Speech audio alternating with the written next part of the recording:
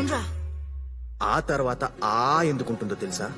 ఆ అంటే అమ్మ, ఆ అంటే ఆంటీ. అమ్మ కొన్నే నేర్పుతుంది, కానీ ఆంటీ అన్నీ నేర్పుతుంది. మంచితనంగా బతకాలని రచయితలు అమ్మాయిల్ని పొగడారు గాని ఆంటీల్ని మర్చిపోయారు.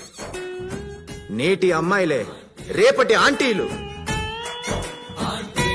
అంతరిక్షంలో ఉండాల్సిన ఆంటీలు వంటగదిలో తాలింపు గింజల మధ్య నలిగిపోతున్నారు.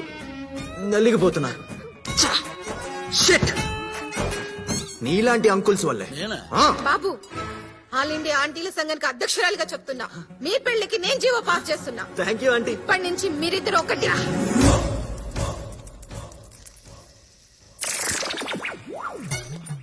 అమ్మా, ఆంటీలందరికీ నమస్కారం.